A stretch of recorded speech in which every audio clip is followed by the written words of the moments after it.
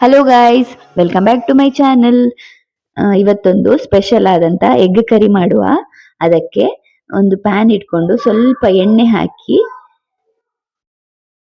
2 ಮೊಟ್ಟೆಯನ್ನು ಹೀಗೆ ಒಡೆದು ಹಾಕಿ, ನಾನಿಲ್ಲಿ 6 ಮೊಟ್ಟೆದು ಮಾಡ್ತಾ ಇರುವಂತದ್ದು. ಹಾಫ್ ಬಾಯ್ಲ್ ತರ ಮಾಡಿ ಸಪರೇಟ್ ಆಗಿ ಎತ್ತಿಟ್ಕೊಳ್ಬೇಕು.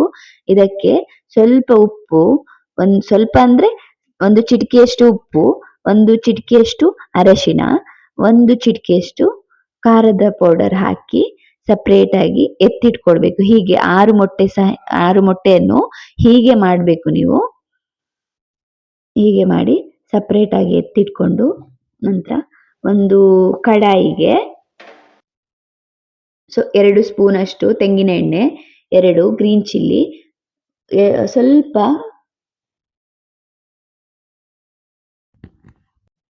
ಕರಿಬೇವಿನ ಸೊಪ್ಪು, ನಂತರ ಸ್ವಲ್ಪ ಜೀರಿಗೆ ಹಾಕಿ ಸ್ವಲ್ಪ ಹೀಗೆ ಫ್ರೈ ಮಾಡ್ಕೊಳ್ಬೇಕು.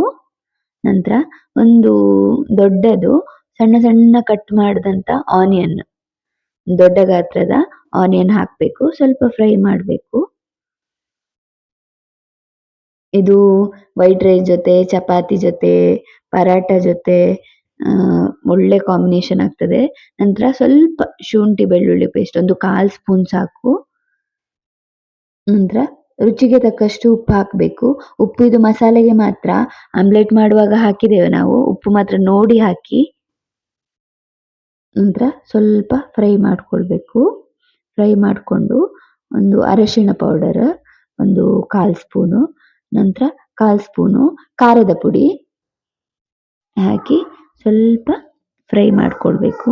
ನನ್ನ ಮಗನಿಗೆ ಮಾತ್ರ ಇದು ಎಗ್ ಕರಿ ತುಂಬಾ ಇಷ್ಟ. ಯಾವಾಗ್ಲೂ ಕೇಳ್ತಾ ಇರ್ತಾನೆ, ಹೀಗೆ ಮಾಡಿಕೊಡು ಹೀಗೆ ಮಾಡಿಕೊಡು ಅಂತ ಹೇಳ್ತಾ ಇರ್ತಾನೆ. ನೋಡಿ ಹೀಗೆ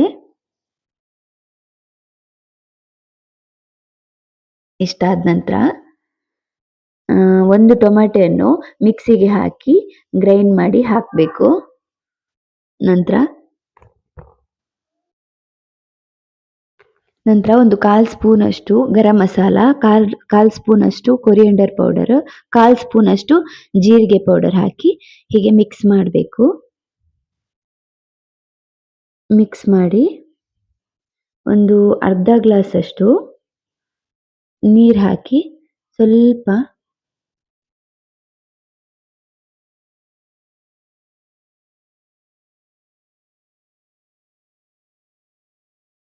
ಕೊದಿಲಿಕ್ಕೆ ಬಿಡಬೇಕು.